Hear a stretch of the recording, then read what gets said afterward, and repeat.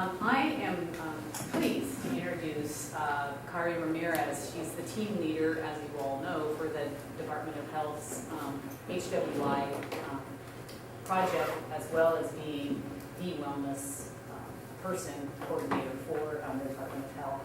And we like to have agencies, the 7 agencies you all share in depth, and some of you got to do that last time, and so Kari's going to do it this time about where they've come from and where they are. And anything else?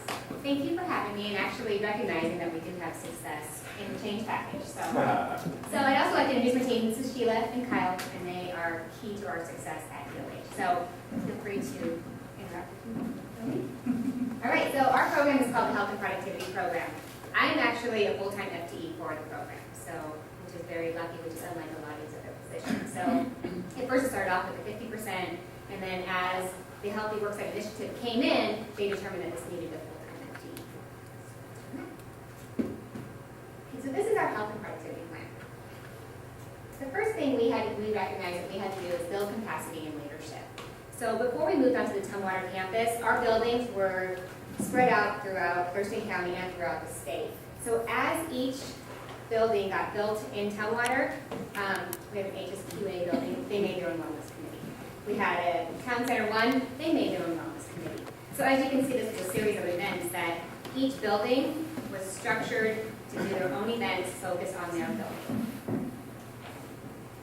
So we needed to create that culture of wellness. And as you can see with here is that our culture of wellness fits into right there. So we made a health and productivity advisory. Our goal here was to create and sustain capacity and leadership to implement our model agency-wide.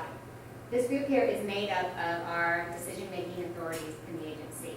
So it has all senior management across the divisions, including risk management, facilities, our community family health, environmental health, etc. As we move forward, we noticed that instead of having the traditional wellness committees, we had to restructure that. So we made an assessment and evaluation team, a policy system and environmental practice, and a health promotion program. Each of these teams actually has an exec sponsor, which would be, I guess, equivalent to deputy directors. So each division has like the second in charge. They will chair one of these programs. Each one has a chair and a co-chair, and they're responsible for maintaining their section of programs, but also reporting back up to our health and productivity advisory. So this is our comprehensive plan. Our structure, which I actually provided some things here if you guys would like to watch them or look at them, is guided by our comprehensive plan.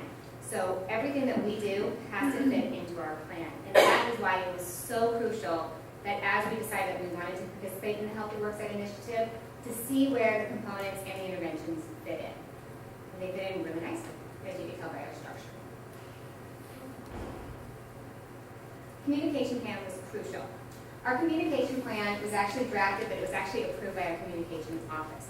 And this was very important because as we send out these messages, we wanted to make sure that we captivate all our audiences and to make sure that our messages are clear and concise, especially as it related to Plain Talk, as it related to our off-site locations, because we do still have campuses in Shoreline, Kent, Spokane, and Richland. Mary Selecki, our Secretary of Health, serves as a voice for our program as it correlates to her top priorities. We provided the communications office a series of dates that we actually want to send out emails using her voice, so that this didn't conflict with other emails going out regarding emergency preparedness, or I guess there's just a series of things that go out. So we just really need to make sure that we have a timeline that we follow. The chief administrators send out health and productivity emails to their divisions. So these are not all staff emails, but it's just broken down that everybody gets the email, but it comes from their chief administrator. This was very important so that we weren't overburdening people with emails.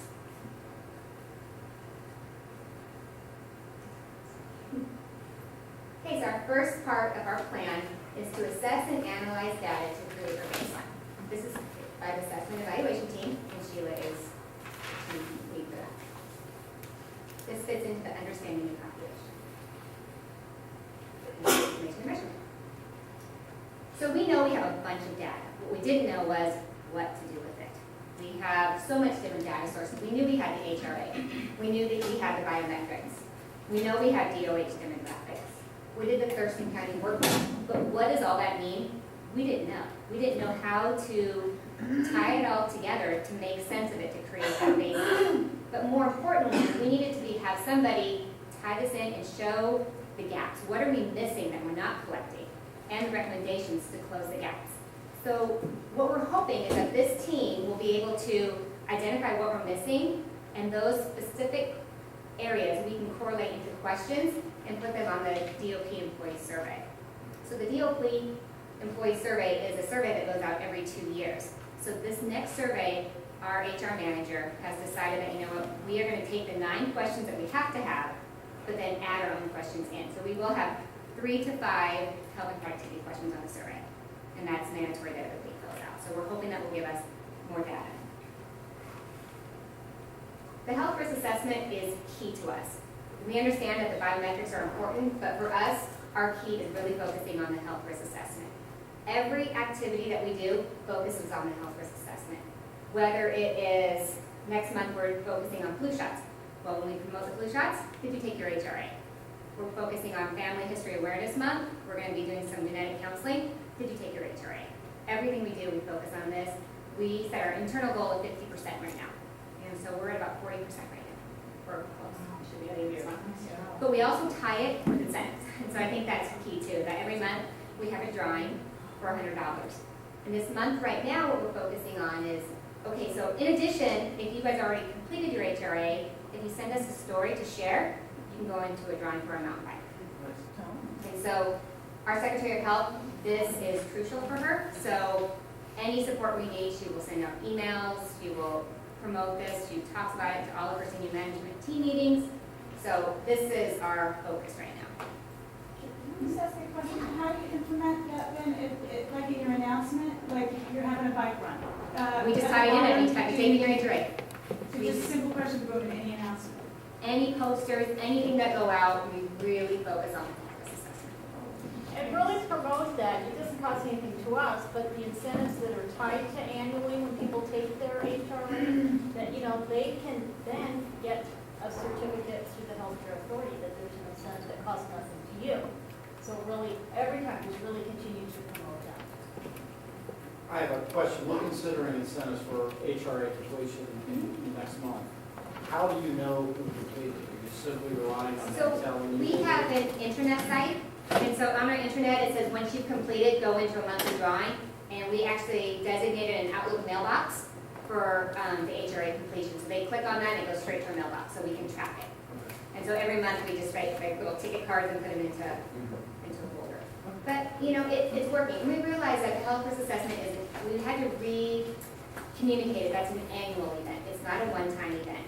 And, you know, as great as the Healthy Worksite initiative is, we don't know if it'll be here 5 years down the road or not. So if we can get staff participating in the health risk assessment and knowing that it's an annual event every year, we'll be able to see that change.